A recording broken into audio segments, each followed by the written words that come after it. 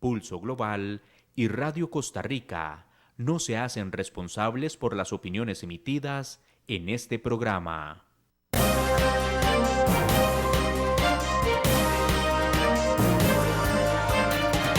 Pulso Global es un espacio que busca analizar los principales escenarios, fenómenos y acontecimientos en el panorama internacional, desde un análisis serio y académico que busca generar insumos para que cada quien pueda construir su propio criterio. Porque comprender lo que pasa en el mundo y cómo incide en nuestro entorno es imperativo. Le invitamos a tomarle el pulso al acontecer internacional junto con nuestros analistas Gerald Solano y sus invitados.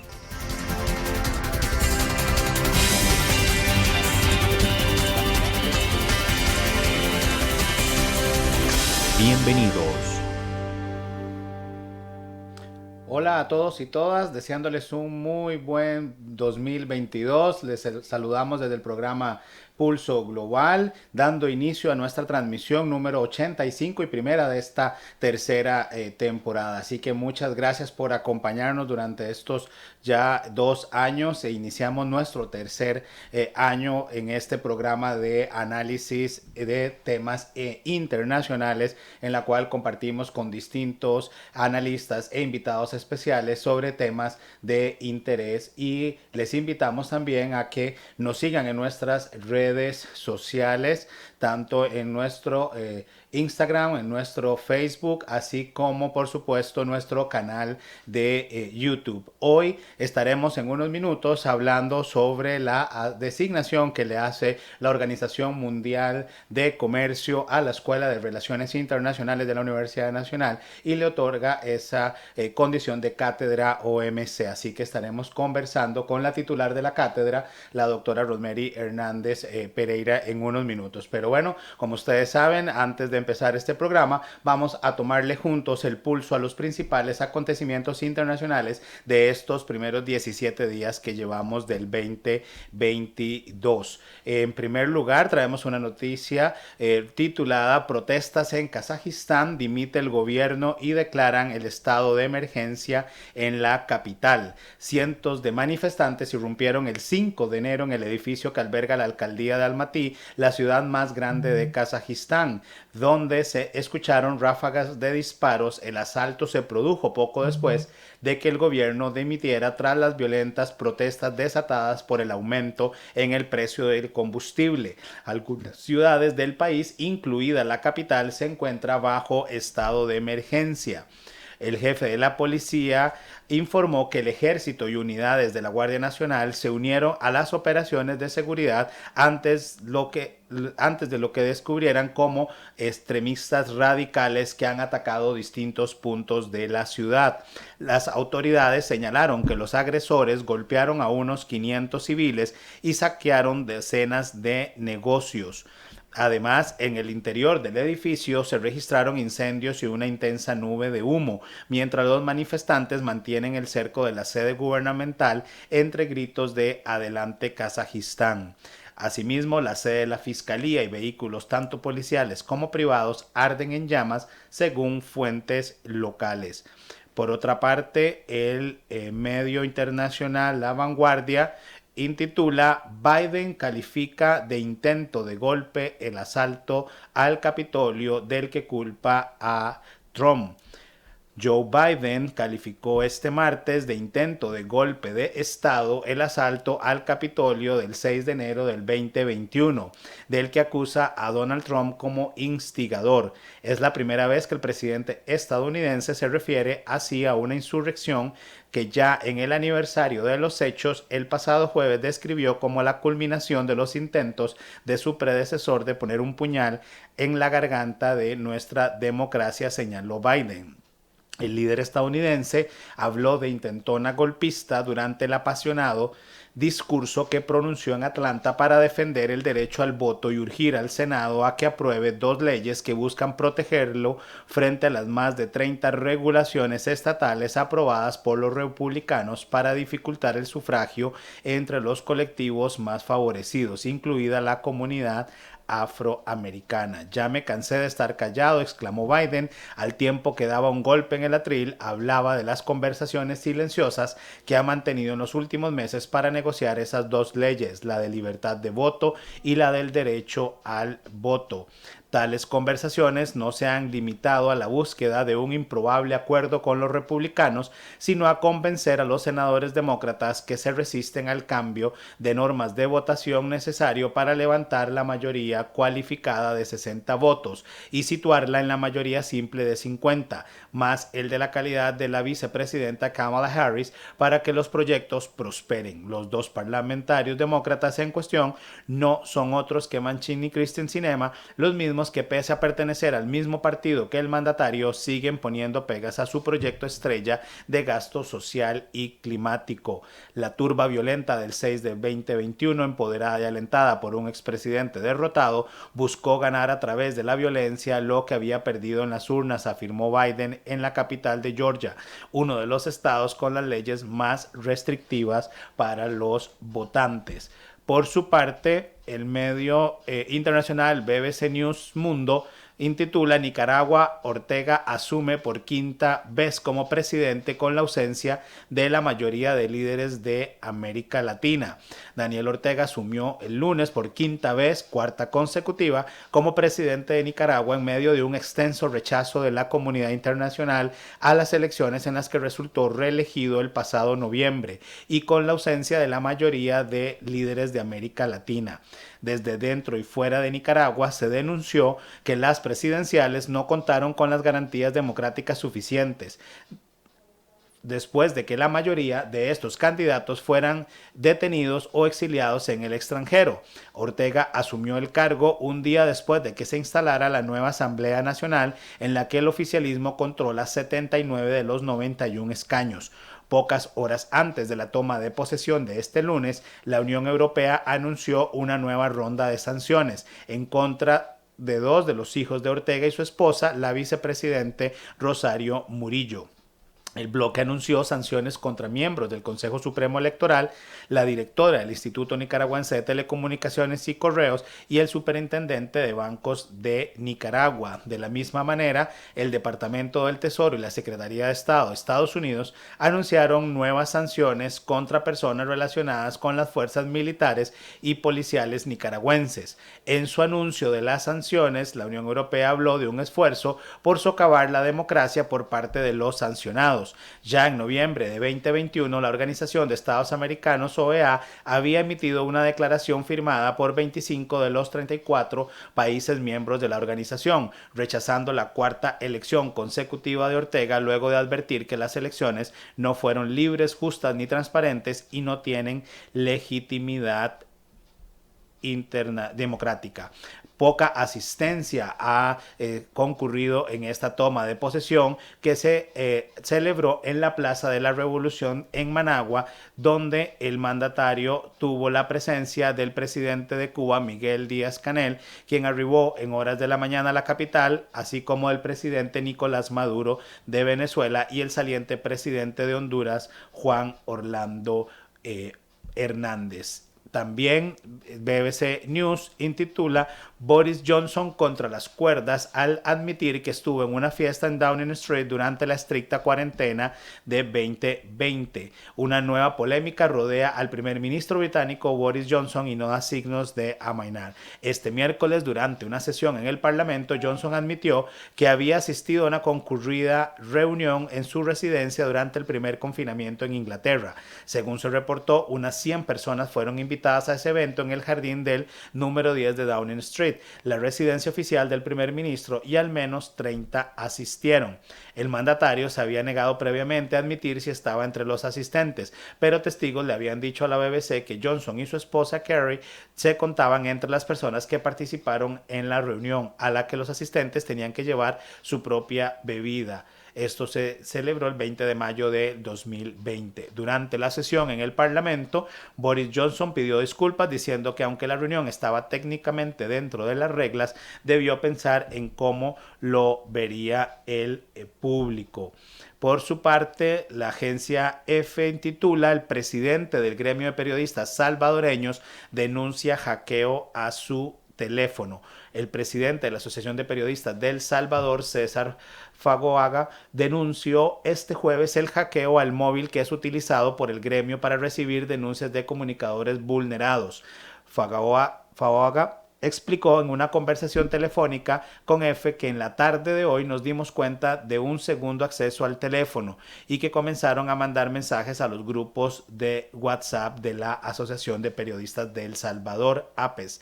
Señaló que el móvil se reciben denuncias de cualquier periodista que se siente agraviado o tiene alguna vulneración contra sus derechos para que la APES le brinde asesoría. Es un tema muy sensible porque llega en un momento particularmente complicado donde hay denuncias de espionaje. Estamos preocupados, pero estamos tratando de recuperar la línea, apuntó.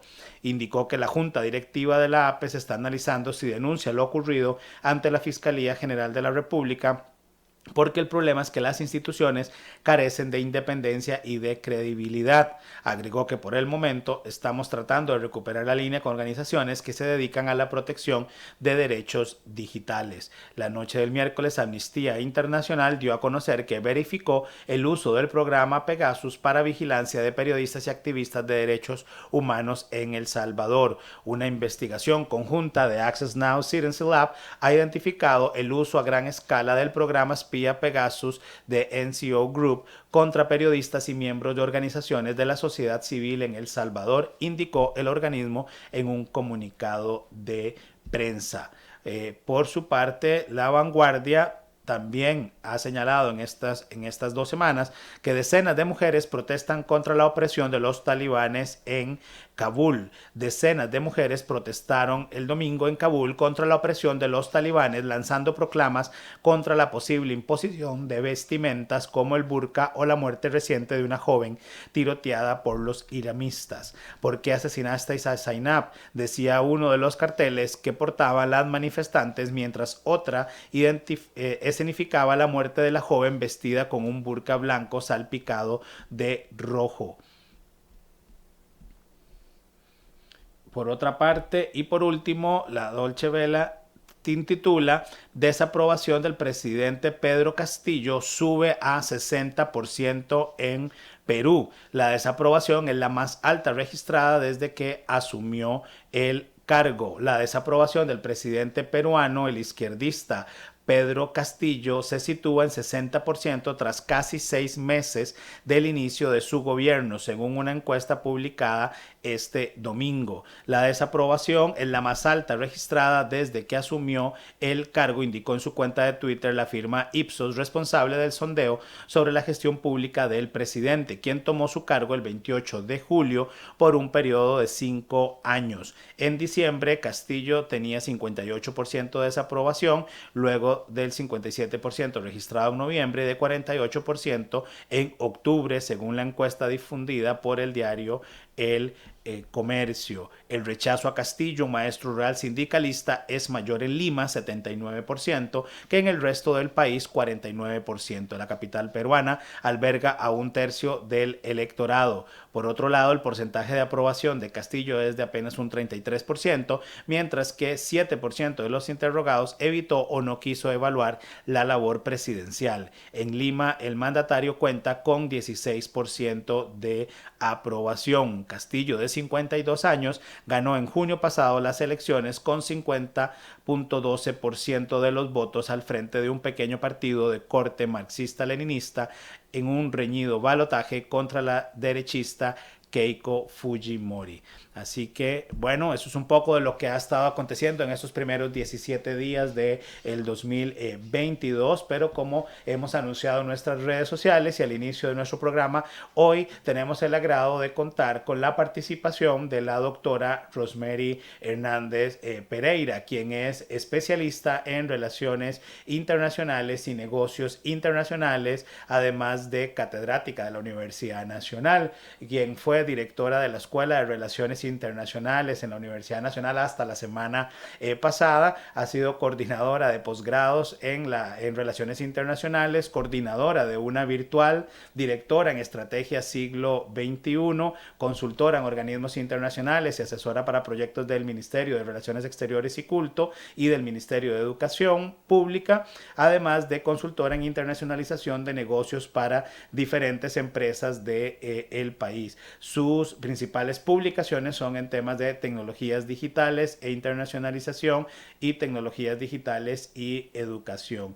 Y bueno, por supuesto, la titular de la cátedra de la Organización Mundial del Comercio, que fue así designada a la Escuela de Relaciones Internacionales, y tema que hablaremos hoy. Así que bueno, y aprovecho, doña Rosemary, primero para decirle buenas noches y muchas gracias por estar en Pulso Global, y felicitarla porque sé que hoy inició labores en su nueva gestión dentro de la Universidad Nacional. Buenas noches.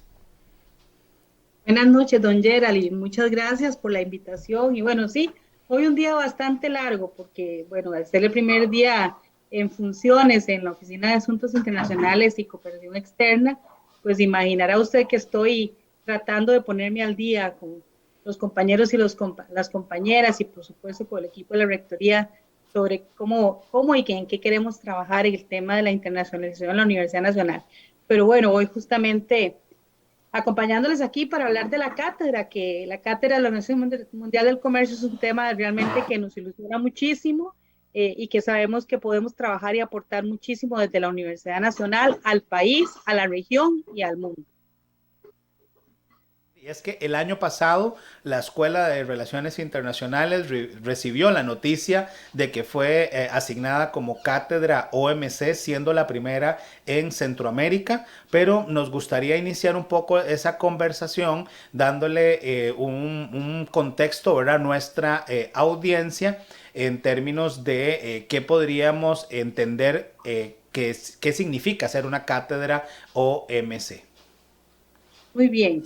Bueno, en primer lugar, ser una cátedra OMC significa que estamos preparados para hacer investigación y para hacer docencia y para hacer extensión sobre los temas propios del comercio internacional.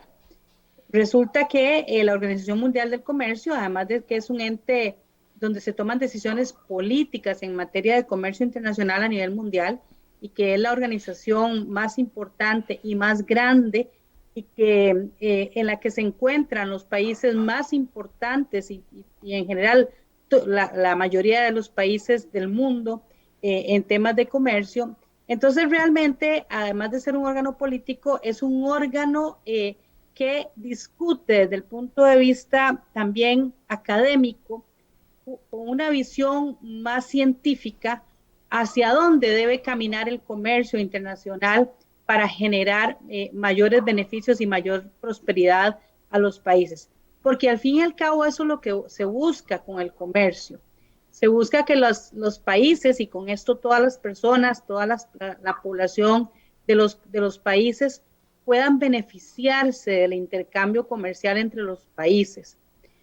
Por supuesto que hay diferentes posiciones de cómo nos beneficiamos del comercio y de que algunas personas consideran que unos salen más beneficiados que otras.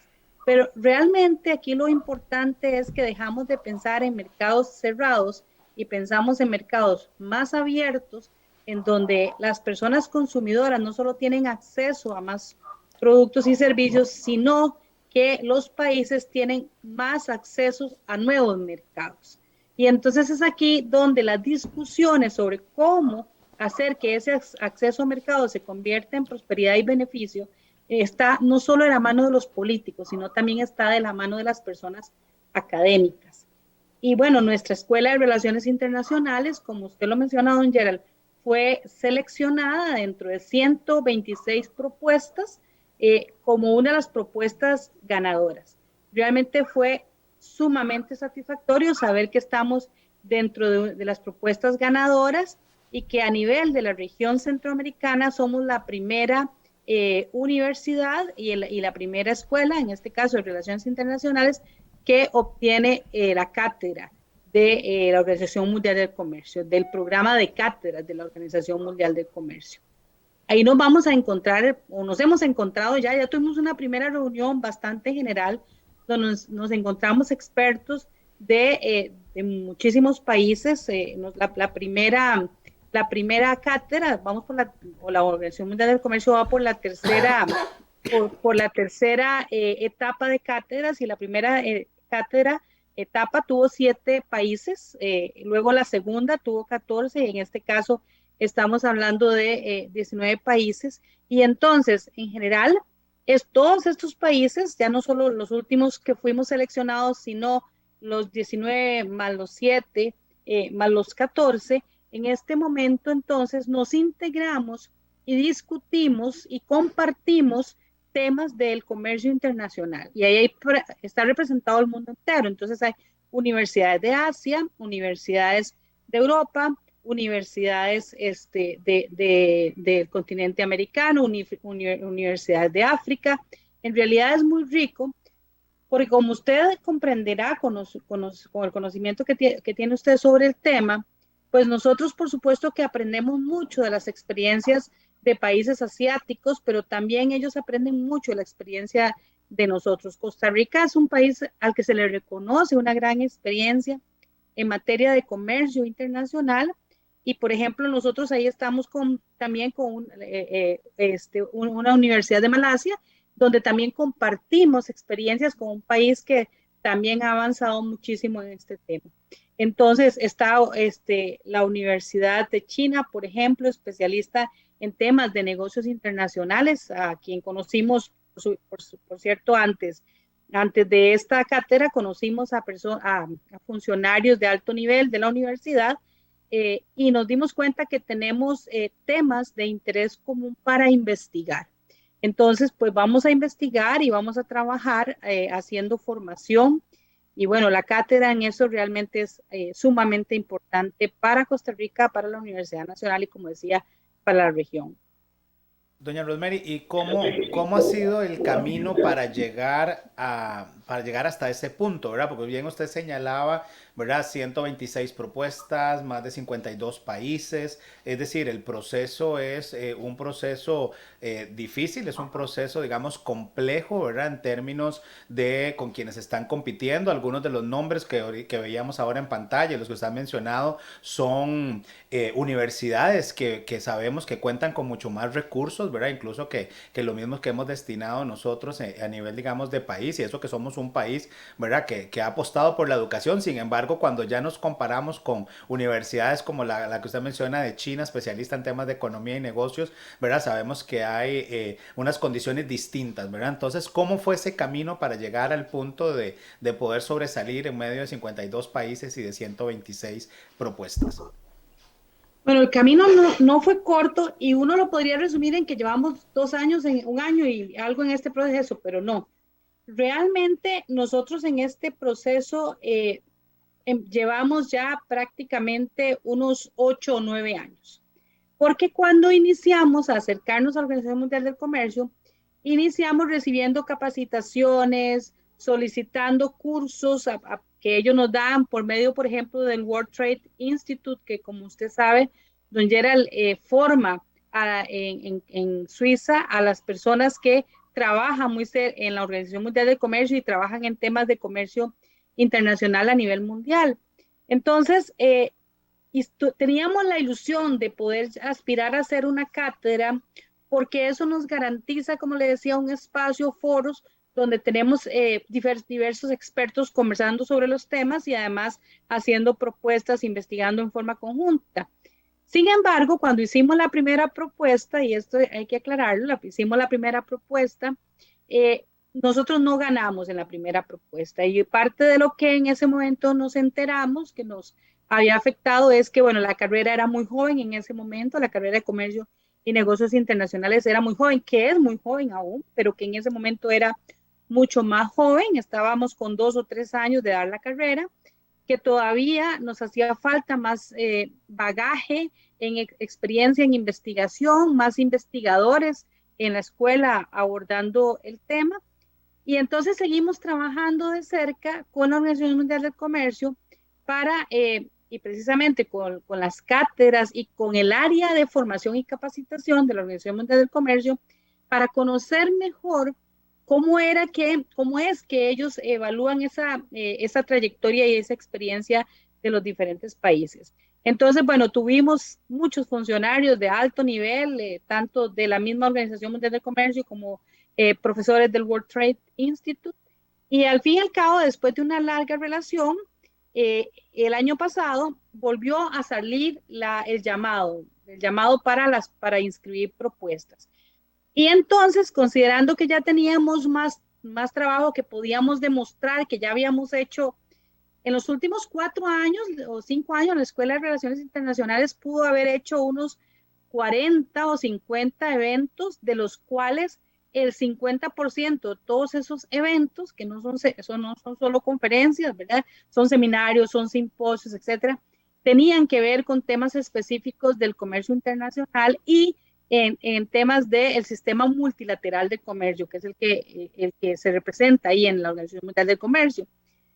Entonces, pudimos demostrar que de verdad venimos trabajando en esos temas, teníamos mucho más publicaciones y bueno, teníamos ya también una cercanía con la Organización Mundial del Comercio, que ya nos conocían. Nosotros inclusive visitamos a la Organización Mundial del Comercio, estuvimos allá con los funcionarios, llevamos estudiantes de la Escuela de Relaciones Internacionales allá, un grupo, si ahorita mal no recuerdo, como de 30 estudiantes, hicimos una visita a la Organización Mundial del Comercio. En fin, lo importante aquí, lo que llamamos nosotros hacer diplomacia académica también, ¿verdad? Que la diplomacia académica tiene que ver con ese acercamiento a los que toman decisiones, pero obviamente con propuestas de calidad, donde se demuestre que nosotros estamos en la capacidad de poder, ahora que ya nos hemos comprometido y que fuimos seleccionados, cumplir con los compromisos que hicimos para la cátedra de la Organización Mundial del Comercio. ¿Qué representa para el país y para la región esta asignación? Porque bien decíamos al inicio, ¿verdad? Que es la primera cátedra en Centroamérica, ¿verdad? Entonces, ¿qué representa para Costa Rica el tener asignada una cátedra y por supuesto para la región? Bueno, en tiempos en los que el comercio internacional es tan importante y en tiempos en que la región centroamericana en este momento está con una situación tan conflictiva, que todos sabemos que lamentablemente hemos retrocedido en temas de conflictos políticos a nivel de Centroamérica, yo creo que es muy importante hablar de temas como estos que dan esperanza en la posibilidad de mayor desarrollo. Entonces, hay que recordar, o tal vez no que recordar, sino más bien decirle a las personas que nos están escuchando, que nuestro trabajo no va solo orientado a la población académica. Nuestro trabajo va orientado a trabajar con los tomadores de decisiones de la región, que eso es sumamente importante, trabajar con la sociedad civil, ahí estamos hablando de trabajar con los empresarios de la región, para que de muchas maneras, entonces estamos hablando de los políticos, de la participación de los políticos y trabajar con ellos como tomadores de decisiones, del sector académico y estamos hablando de la sociedad civil. ¿Para qué? Para que se puedan hacer proyectos conjuntos, para que podamos ver el comercio regional también y el comercio internacional como una opción y una posibilidad para traer desarrollo a la región. Porque, bueno, es mi sentir, Gerald, que muchos de los problemas que tenemos, si bien son políticos, culturales y estructurales, también tienen que ver con la pobreza y con las pocas posibilidades que tienen y que tienen los países en la región de poder de tener posibilidades de desarrollo. Si en lugar de que usted que conoce la región también, don Gerald, usted sabe que el potencial de la región es altísimo. Si nosotros pudiéramos trabajar con las pymes para decirles cómo aprovechar el comercio internacional, cómo por ejemplo hacer una red, meterse en una red, integrarse en una red y utilizar las tecnologías digitales para integrarse en esa red y para poder hacer comercio, quizás se desvíe la atención de estar haciendo, de tener que estar envolviéndose en problemas políticos y más, o más que políticos, digamos, en problemas que realmente no están resueltos en la sociedad y que entonces nosotros podríamos, desde esa manera, desde esa forma, ¿verdad?, traerles a ellos algunas opciones para trabajar y para tener un mejor desarrollo.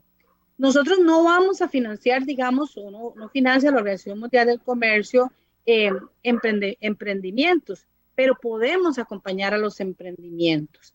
Entonces, cuando uno dice, bueno, por ejemplo, en el tema de servicios, que la región de Centroamérica necesita conocer más qué son los servicios, cómo trabajar en servicios, cómo ofrecer mayores servicios al resto del mundo, nosotros podríamos acompañarlos.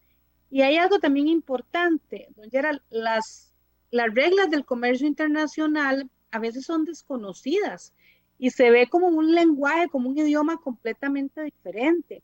Entonces, quizás si también en la región nosotros contribuimos para que se conozca esas reglas y ese lenguaje del comercio internacional, podríamos entonces hacer que mejore el desarrollo, aportar al desarrollo de la región sin que sea una aspiración altísima. Yo creo que hay que ir haciendo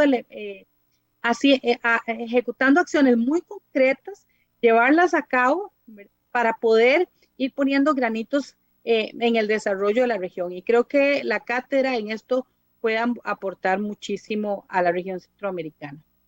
Estamos en vivo a través de Facebook Live de Pulso Global y de Radio Costa Rica 930 AM, conversando hoy con la doctora Rosemary Hernández, titular de la cátedra OMC de la Escuela de Relaciones Internacionales de la Universidad Nacional.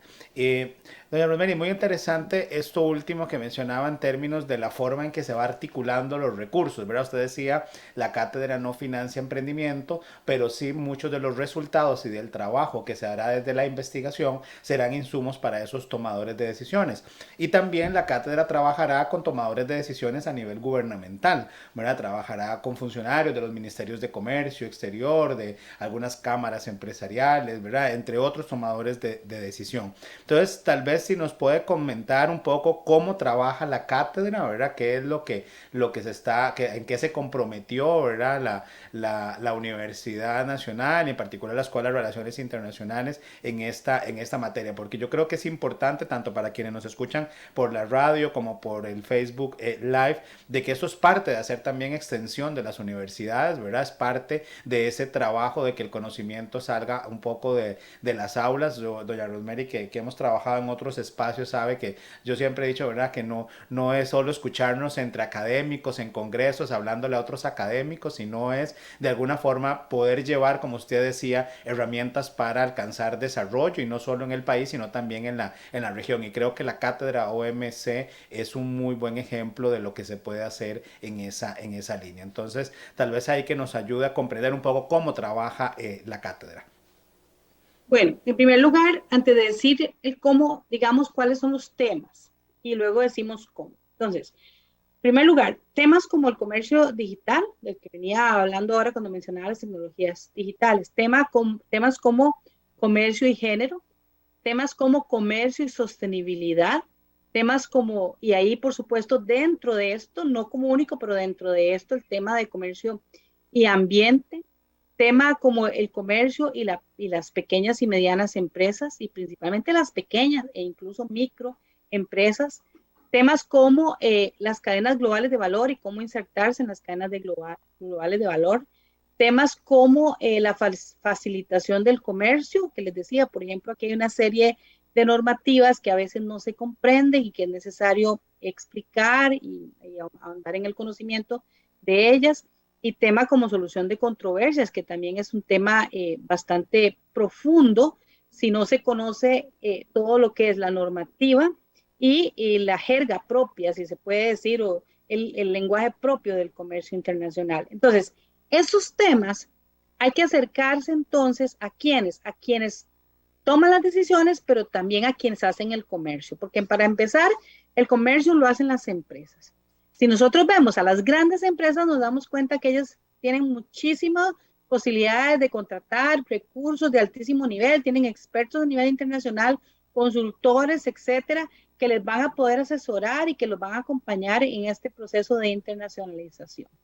Pero las pequeñas empresas y las microempresas se quedan muchísimas veces al otro lado y entonces empiezan a preguntarse, ¿cómo usar el comercio digital? ¿Cómo integrar el tema de comercio y género? ¿Cómo el tema de comercio y ambiente? Porque entonces, si estos temas no están integrados y hay que competir con los estándares internacionales, usted sabe, don Gerald, que lo que se va a convertir más bien es en una traba, en un obstáculo para que esas empresas se integren y hay que ver la internacionalización desde dos perspectivas. Hay que ver cómo estas empresas se integran y pueden ir a otros mercados, pero también cómo estas empresas, estando aquí en su propio mercado, compiten con otras empresas que vienen y que trabajan estos temas y que tienen estos altos estándares.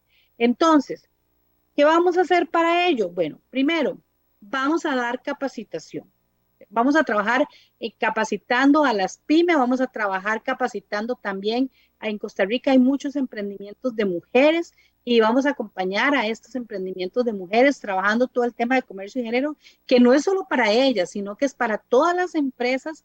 ¿Por qué? Porque el tema de género es un tema que se ha convertido ya en un tema estándar a nivel internacional, de cómo las empresas cumplen con todos, con el respeto, por ejemplo, en temas de género, en temas de diversidad también, inclusive. Entonces, trabajando con ellos, enseñándoles a cómo abordar estos temas, haciendo investigación con estas empresas, podemos nosotros aportar al desarrollo de estas empresas y, por supuesto, del país y de la región. Por ejemplo, el tema de cadenas globales de valor, ¿verdad? A veces las empresas cuando oyen esto sienten que es que, bueno, es que yo no soy una gran empresa y no sé, si no puedo participar en cadenas globales de valor. Sin embargo, desde pequeños emprendimientos se puede trabajar en redes de manera que se entre a las cadenas globales de valor. Entonces, enseñarles a las empresas cómo acercarse a estas otras grandes empresas que les pueden comprar su conocimiento, que les pueden comprar la forma, su producción también. Entonces, es enseñarles qué significa esto y trabajar con ellas para que esto pase un poco de los conceptos a la práctica, a poder hacerlo realidad. También, por ejemplo, cuando se ven los tratados de libre comercio o cualquier acuerdo comercial entre los países y tiene temas que van con esto de la facilitación del comercio o temas que tienen que ver con la solución de controversias, a las empresas les da un poco de temor. Bueno, ¿cómo nos enfrentamos a esto? Y si se tiene un conflicto porque estamos incumpliendo alguna norma, entonces es también no solo enseñarles el ABC, sino también decirles a quién pueden recurrir. Nosotros, bueno, importante, la cátedra durante 4 años va a recibir apoyo y financiamiento para esto de parte de la Organización Mundial del Comercio, y vamos a buscar proyectos específicos. Hay un proyecto que nosotros estamos trabajando ahorita con PYME, que lo venimos trabajando desde la Escuela de Relaciones Internacionales desde hace 3 años, que es PYME y Comercio Electrónico, y es de extensión de parte de la universidad. Lo hacemos entre la Escuela de Relaciones Internacionales y la Escuela de Informática, y entonces lo que hacemos es ayudarles a las empresas para que tengan presencia en la red, para que usen las redes sociales, para que usen los software de comercio electrónico en donde se pueden hacer transacciones y llevar las cuentas, etcétera, pero es enseñarle eso a las pymes. Pero una vez que las pymes están en la red, y me refiero a internet, y están en internet, ya están en el comercio internacional. Entonces, bueno, ¿cómo? Si empiezan a recibir pedidos del resto del mundo, ¿qué hacen? Porque el tema de logística, por ejemplo, es complicado. Pero no solo eso, sino que también cómo hacer por ejemplo, con el tema de los impuestos. Cuando hablamos de la facilitación del comercio, bueno, resulta que los países se han comprometido en el marco de la OMC a facilitar el comercio, a ser más transparentes, a ser más eficientes. Entonces también podemos enseñarles a esas empresas cómo es que tienen que hacerlo para poder cumplir con esos estándares internacionales que les permitan comerciar, ¿verdad? Que es muy importante. Entonces, vamos a hacer talleres, vamos a hacer seminarios, vamos a hacer acompañamientos, vamos a hacer, pensamos trabajar ya a un nivel más alto en lograr hacer una maestría o un posgrado en esta área. Por supuesto que aquí sí vamos a trabajar con gente que ya tiene grados académicos, pero bueno, es la idea. Claro que nosotros hacemos una propuesta y en el camino podemos ir haciendo ajustes.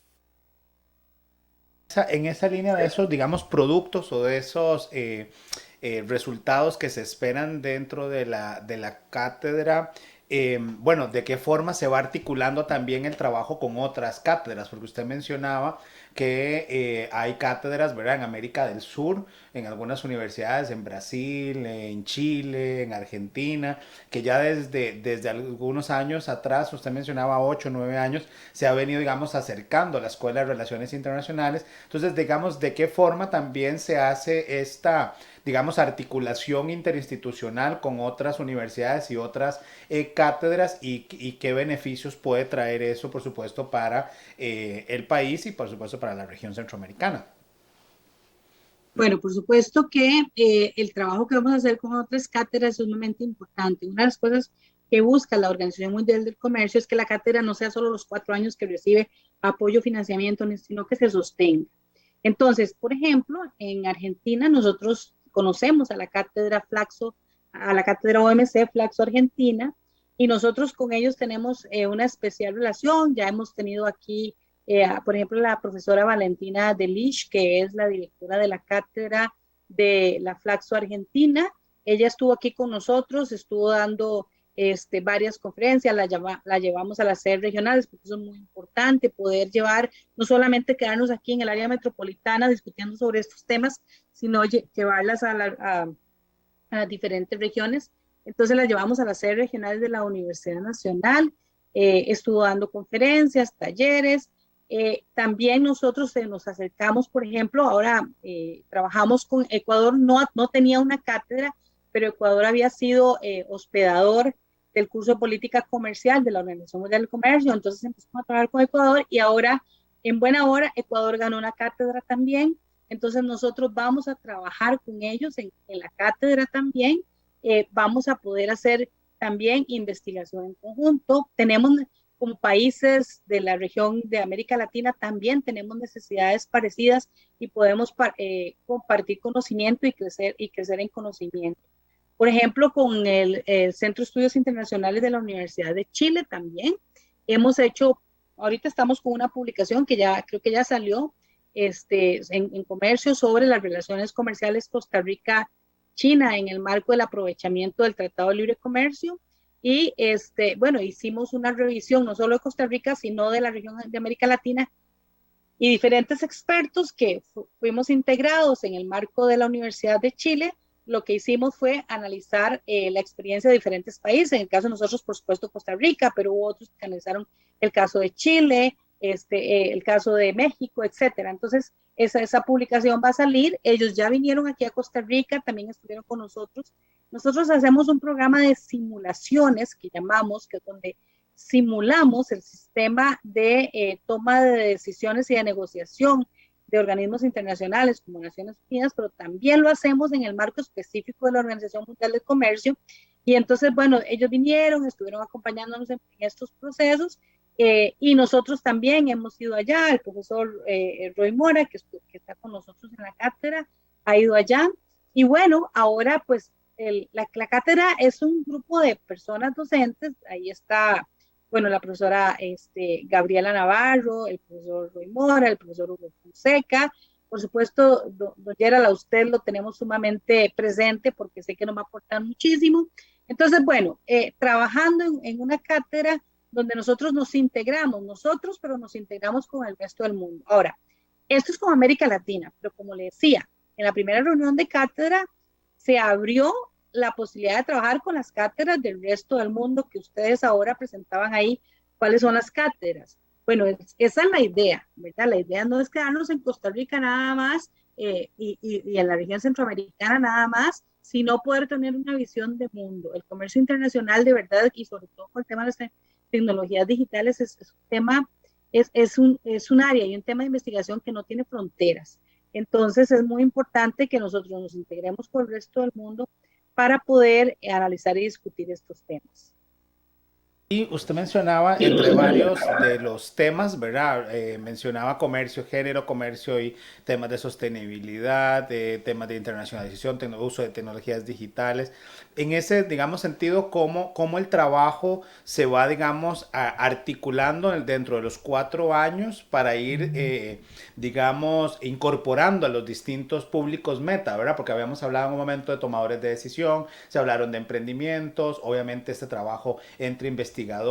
¿Cómo es esa parte, digamos, tal vez más operativa en términos de ya llevar, digamos, a la práctica todos los productos? Porque definitivamente suena bastante ambicioso, digamos, los resultados que se esperan, y usted habla también de mantenerla después de los 4 años, ¿verdad? De buscarla que sea sostenible. ¿Cómo se ha ido pensando ese trabajo y qué apoyo se han tenido desde nivel país, ¿verdad? Creo que es un gran resultado y un tema que es importantísimo que las nuevas autoridades después de mayo en Casa Presidencial y en los ministerios correspondientes sepan de esta cátedra para poder también obtener tipos de trabajos coordinados, ¿verdad? Habrán cambios también de autoridades en Ministerio de Relaciones Exteriores, Comercio Exterior, entonces creo que esto es un tema país que tiene que trascender administraciones.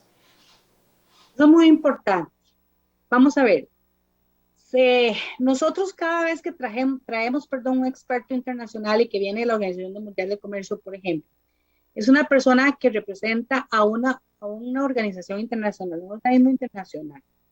Ese organismo internacional tiene también nuestro representante allá, y cuando viene acá debe ser recibido por las autoridades competentes y del nivel de la persona que viene, ¿verdad? Entonces, nosotros hemos tenido aquí personas, altísimos funcionarios diplomáticos de la Organización Mundial del Comercio, y han sido recibidos por el Ministerio de Comercio Exterior, por la ministra en su momento, por el ministro, estoy hablando desde don Alexander Mora, de la ministra anterior al señor ministro que está presente ahorita. Entonces, nosotros necesitamos que ellos sean recibidos por estas personas, pero no solamente recibidos, sino que se les comente a estas personas el trabajo que nosotros venimos haciendo. Porque nosotros nos acercamos, por ejemplo, al Ministerio de Relaciones Exteriores y hacemos los seminarios y los talleres con el ministerio. Por ejemplo, también con el MAC. ¿Por qué? Bueno, porque resulta que en temas, por ejemplo, de normas fitosanitarias, es un tema muy específico, o el tema, o también trabajamos con el ICA, por ejemplo, porque todo el tema de comercio agrícola, que es bastante importante estudiarlo en el marco de la OMC, ellos tienen bastante expertise, y entonces trabajamos con los expertos a nivel político y de tomadores de decisiones, con los expertos que vienen de la Organización Mundial del Comercio y con los académicos. ¿Y quiénes son los invitados? Bueno, los invitados son las personas de la sociedad civil que trabajan el tema del comercio. Entonces, ahora usted me decía, ¿cómo lo articulamos? Además de esta relación que ya tenemos con los diferentes ministerios, y bueno, nosotros por supuesto que la Cámara de Comercio la invitamos, a la Cámara de Exportadores, etcétera, y generalmente tenemos personas que participan. Nosotros queremos acercarnos todavía más al productor nacional. Ahora, si durante todo ese tiempo, sin tener cátedra, nosotros hemos podido hacer actividades muy ricas con altísima participación, creo que lo vamos a lograr aún más. Y podemos tener, digamos, esa mezcla, esa mixtura entre personas que son estudiantes, por ejemplo, universitarios, y personas que son empresarias. ¿Por qué eso es tan importante? Bueno, porque el estudiante universitario, por supuesto, que viene formado por nosotros, académicos, con una visión y aspiración de mundo, pero la persona empresaria está todos los días haciendo negocios, está todos los días luchando en ese marco del comercio, y entonces es importante que en esos espacios que ya hemos tenido y que vamos a tener más se encuentren. Entonces, cuando nosotros hacemos los talleres, cuando hacemos los foros, hacemos los seminarios, que ya los hemos hecho, tenemos ya un público con el que trabajamos y vamos a aumentar ese público. Pensamos hacer, por ejemplo, rondas virtuales de trabajo acompañados por las universidades. Tenemos socios de las universidades a nivel de Centroamérica, y entonces vamos a trabajar con estas universidades también. Entonces, realmente quizá podría pensar las personas que, bueno, parece que es mucho, pero si nos organizamos realmente es el día a día de lo que la universidad debe hacer, claro, en vinculación con la sociedad civil. Eso es muy importante. Y nuevamente con la definición clara de las políticas de hacia dónde va el país. Nosotros nos convertimos en, conversamos, damos y generamos esos espacios para conversar con los tomadores de decisiones. Entonces, claro que los escuchamos, pero también nos escuchan. Eso es muy importante y esperamos entonces que con la nueva administración, cualquiera que ésta sea, tengamos también esa posibilidad que hemos tenido nosotros, ¿verdad? Con doña Dialá en su momento, ¿verdad? Tuvimos la oportunidad de estar a puertas abiertas, también la hemos tenido ahora y entonces creo que vamos a seguir teniendo esas posibilidades de tener puertas abiertas en donde necesitamos estar. Doña Rosemary, ya para terminar, porque el tiempo ya se nos va agotando, bueno, ¿qué podemos esperar? Bueno, la primera pregunta es, empiezan este año, ¿verdad? Ya digamos, las actividades de la cátedra. Es a partir, digamos, del 2022 que empiezan digamos, con los compromisos, a ejecutar compromisos. Entonces, ¿qué podemos esperar de la cátedra en este primer año? Y si ya hay alguna parte en el sitio web de la escuela o de la Universidad Nacional donde se pueda nuestro público, ¿verdad? Nuestra audiencia ir dando seguimiento a los distintos actividades que se van a ir desarrollando desde la cátedra. Nosotros empezamos, sí, empezamos este año. Estamos esperando un comunicado de parte de la Organización Mundial de Comercio porque hay que definir detalles administrativos, detalles de la gestión. Tenemos que hacer una inauguración, generalmente viene un alto funcionario de la Organización Mundial del Comercio. Probablemente, como estamos en transición política, digamos, por el tema de las elecciones, no sé si eso nos va a atrasar la inauguración de la cátedra, pero pues toda esta información va a salir públicamente, ¿verdad? Y bueno, esperamos ya para abril poder estar en función, máximo abril estar en funcionamiento, ¿verdad? La cátedra. Vamos a tener, por supuesto, que nuestro sitio web, también la Organización Mundial del Comercio nos abre un espacio dentro de su dentro de su propio portal web, y entonces también vamos a estar ahí. Muchas ahora, por supuesto que el tema de las tecnologías digitales que nos dan espacios para hacer conferencias y seminarios se ha aprovechado mucho y se va a seguir aprovechando. Entonces vamos a tener muchos espacios virtuales, vamos a estarlos anunciando constantemente. Nosotros tenemos una oficina física que va a estar ubicada en las instalaciones de la Universidad Nacional en Lagunilla de Heredia. Y entonces, bueno, la verdad es que ojalá que mucha gente se nos acerque. Necesitamos manos para trabajar y es un proyecto muy interesante que posiciona al país como un país, porque no es no es nada más que nos ganamos la cátedra, es que nos posiciona como un país que entiende el comercio internacional y que lo ve como una posibilidad para el crecimiento y el desarrollo de los países y de nuestro país, por supuesto. Rosemary, muchísimas gracias y desde Pulso Global extendemos una felicitación a usted y por supuesto que a la Escuela de Relaciones Internacionales y a la Universidad Nacional por este logro y quedan las puertas abiertas de Pulso Global para divulgar lo que se está haciendo desde la cátedra y por supuesto lo que se pueda aportar desde este espacio. Muchas gracias por haber estado con nosotros hoy. Muchas gracias, don Gerald. Y definitivamente también de parte de nosotros, de parte de la cátedra, yo como titular de la cátedra, dejo las puertas abiertas para recibir el apoyo de todas las personas que consideren que pueden aportar, para dar la información también que consideren necesitan tener, ¿verdad? Y decir que este es un proyecto que está dentro de la Escuela de Relaciones Internacionales, pero que es un proyecto para la universidad, para la escuela, para la universidad, para el país, para la región y que nos proyecta mundialmente. Sí, muchísimas gracias.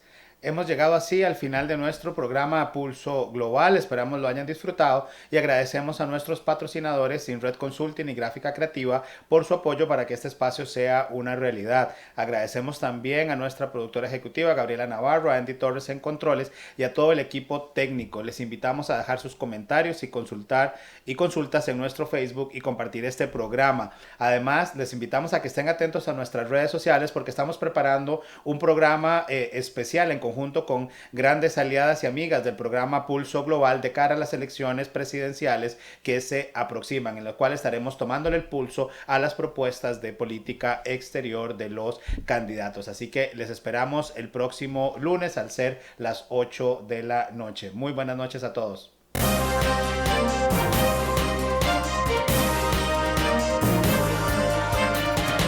Esto fue Pulso Global. Gracias por acompañarnos en una transmisión más. Le invitamos a sintonizarnos por Facebook Live y Radio Costa Rica 930 AM para llevar juntos el pulso al acontecer internacional.